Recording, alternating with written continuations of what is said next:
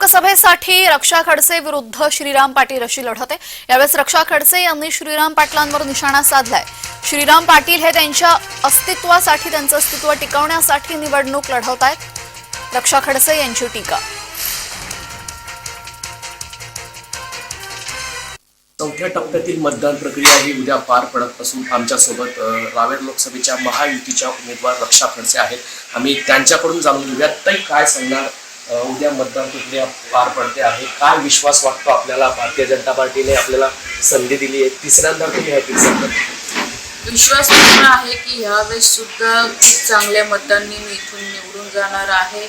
आदरणीय मोदी साहेबांना तिसऱ्यांदा प्रधानमंत्री बनवण्यासाठी रावेर मतदारसंघातली जनता ही पूर्ण मनापासून तयार आहे आणि पूर्णपणे मला विश्वास आहे की यावेळेस सुद्धा जनता माझ्या पाठीशी राहील, मला आशीर्वाद देतील मतदानाच्या रूपाने आणि जास्तीत जास्त मतांनी मी इथून मतदानाचा टक्केवारी वाढवण्यासाठी नेमका कसा प्रयत्न असणार आहे आपला? बघा, प्रयत्न मी आजच करत नाहीये, तर गेल्या 1 महिन्यापासून आमच्या संघटनेच्या माध्यमातून किंवा वेगळे जे माध्यम आहे त्या माध्यमातून आम्ही पूर्णपणे प्रयत्न करतोय की यावेळेस मतदानाचं टक्केवारी वाढलं पाहिजे। ते जवळपास 65% जवळपास ते गेलं पाहिजे, कारण की देशाची निवडणूक आहे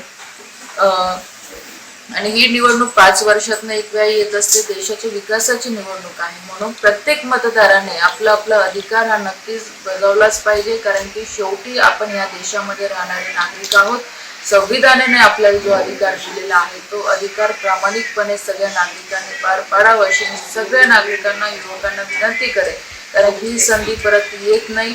आपण ज्या देशामध्ये राहतो त्या देशाचं कर्तव्य, त्या देशासाठी काहीतरी चांगलं काम करणं ही आपली सगळ्यांची जबाबदारी आहे। तो कोणत्या जातीचा आहे, धर्माचा आहे, याच्यात त्याचा काही विषय नसतो, पण मतदान हे प्रत्येकाने करावं आणि जास्तीत जास्त मतदान सगळ्यांनी करावं असंच मी आवाहन नेहमी करत असते। नाथाभाऊंचे आशीर्वाद आपल्या पाठीशी आहे, मात्र रोहिणीताई आपल्या विरोधात।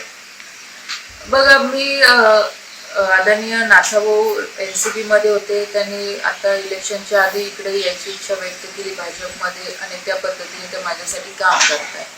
राहिला रोहिणीताईचा विषय, तो त्यांचा व्यक्तिगत निर्णय, याच्या आधी मी कधी त्यांच्या व्यक्तिगत निर्णयाच्या संदर्भात बोलली नाही आणि आजही मी बोलणार नाही। आज मी भारतीय जनता पार्टीची उमेदवार आहे, भारतीय जनता पार्टीची कार्यकर्ता आहे।